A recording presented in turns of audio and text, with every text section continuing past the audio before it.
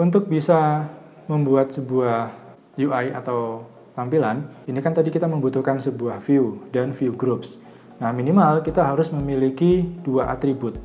Atribut yang pertama adalah Android Layout Width dan yang kedua adalah Android Layout Height. Nah, bedanya apa? Untuk yang width, dia fokus ke lebarnya, sedangkan untuk yang height, dia fokus ke tingginya. Nah, kita dapat menentukan lebar dan tinggi dengan sebuah ukuran yang tepat. Jadi, dengan wrap content dan juga dengan match parent. Kalau wrap content, ini biasanya kita gunakan untuk mengukur agar lebar atau tingginya dapat mengikuti objek di dalam komponen tersebut. Sedangkan match parent ini bisa kita gunakan untuk menyusun agar lebar dan tinggi komponen tersebut dapat mengikuti ukuran layar atau screen pada perangkat Android kita. Gitu. Jadi kalau yang wrap content, dia mengikuti objek di dalam komponen tersebut, sedangkan kalau match parent, dia mengikuti ukuran layar atau screen pada perangkat Android kita. Oke, contohnya untuk yang pertama, yang di sebelah kiri. Ini kan ada Android Layout Width-nya kita buat match parent. Kemudian untuk yang height-nya ini kita buat wrap content. Jadi untuk yang tingginya itu dia mengikuti kontennya, sedangkan untuk yang lebarnya dia mengikuti ukuran dari layar kita. Kemudian yang kedua, Android Layout Width-nya kita buat wrap content. Kemudian untuk yang height-nya kita buat match parent. Oke, jadi untuk yang lebarnya dia mengikuti konten kita, sedangkan untuk yang tingginya dia mengikuti ukuran dari layar. Nah, terus yang ketiga, contoh yang ketiga, di sini kita untuk yang width sama yang height itu kita gunakan dua-duanya adalah match parent. Jadi kedua-duanya mengikuti ukuran panjang dan lebar dari screen atau layar yang kita miliki. Oke, sedangkan yang wrap content, contohnya misalnya untuk yang width sama yang height-nya, dua-duanya menggunakan wrap content, maka contohnya bisa teman-teman lihat di gambar yang sebelah kanan sendiri. Jadi dia hanya mengikuti ukuran dari si konten tersebut. Untuk bisa mendeklarasikan sebuah layout, itu kita butuh menuliskannya di dalam sebuah file di XML-nya, sehingga nanti kita bisa menyusun beberapa aturan-aturan lebar tinggi, kemudian kita juga bisa menyusun hal-hal yang lainnya itu di dalam file XML-nya atau kita deklarasikan di dalam XML. Untuk bisa menyusun sebuah layout, ternyata ada beberapa pendekatan yang bisa kita gunakan. Jadi kita bisa menggunakan konsep linear layout, kemudian ada relative layout, sama ada web view. Oke, yang pertama adalah linear layout. Nah, linear layout ini dia merupakan sebuah susunan tata letak yang paling sederhana, yang paling sering digunakan dalam bentuk vertikal ataupun horizontal. Nah, biasanya yang paling banyak adalah kalau misalnya kita menggunakan aplikasi email misalnya, itu kan teksnya kan disusun secara vertikal. Jadi layout ini hanya dapat memberikan susunan tata letak secara garis lurus atau linear, baik secara horizontal maupun secara vertikal. Kalau yang relatif, nah relatif ini biasanya banyak digunakan untuk menempatkan elemen-elemen child tadi yang bergantung pada posisi elemen-elemen sebelumnya. Jadi kita dapat menggabungkan antara beberapa layout yang sudah ada tadi, misalnya linear, secara vertikal maupun secara horizontal, secara bersamaan. Oke, kemudian ada lagi yang bernama constraint layout. Nah, dia hampir-hampir mirip dengan relative layout, namun sifatnya lebih fleksibel dan mudah untuk digunakan dengan layout editor pada Android Studio. Jadi contohnya misalnya kita punya dua tampilan ya di sini, yang gambar yang sebelah kiri sama gambar sebelah kanan.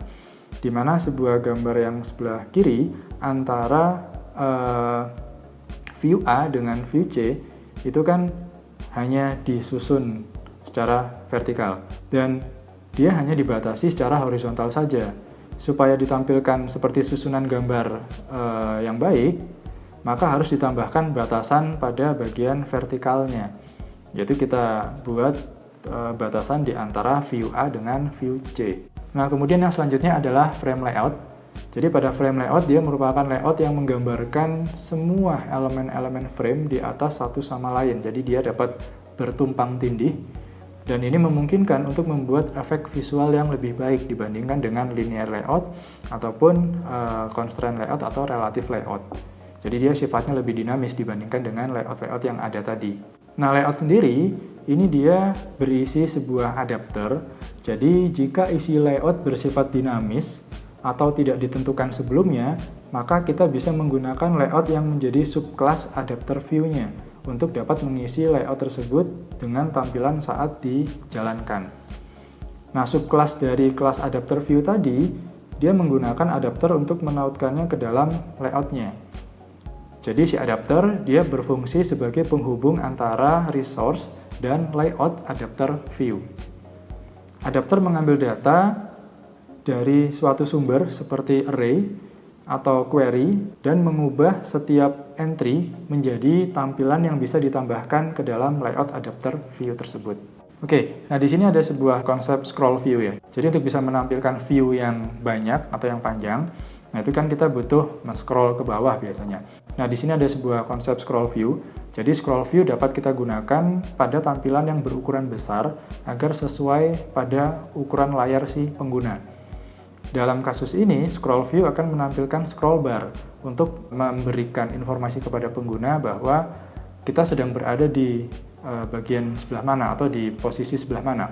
Biasanya kan di sebelah kanan itu ada kayak semacam scroll bar-nya, jadi kita bisa mengetahui oh kita sudah hampir mendekati bawah sendiri misalnya, atau misalnya kita masih di paling atas dan lain sebagainya. Oke, ini yang list view tadi. Jadi dia merupakan sebuah tampilan yang spesifik yang menunjukkan item dalam bentuk vertikal. Dia menggunakan adapter untuk mengisi item-item list view dengan data tersebut. Adapter dia merupakan sebuah kelas yang mengatur item-item pada list view. Nah, kita memiliki sebuah recycler view, di mana untuk dapat menampilkan data scroll dalam jumlah yang banyak atau yang besar, nah maka akan lebih efisien kalau misalnya kita menggunakan sebuah recycler view. Karena recycler view hanya membuat penampung tampilan sebanyak yang diperlukan untuk menampilkan sebagian konten dinamis yang muncul di layar. Jadi kita menaruhnya semua di dalam recycler view, kemudian nanti tinggal kita membutuhkan file apa atau data apa, maka dia yang akan ditampilkan ke dalam view-nya. Nah, analoginya seperti ini. Gitu. Jadi kita punya yang namanya resource atau sumber data. Misalnya ada gambar, kemudian ada teks, ada hal-hal yang lainnya. Nah, ada sebuah adapter. Adapter di sini dia mengatur item-item yang ada di dalam resource kita atau list view kita. Nah, kemudian ada sebuah view holder lagi. View holder dia fungsinya untuk mengirim view ke recycler view-nya dari si resource.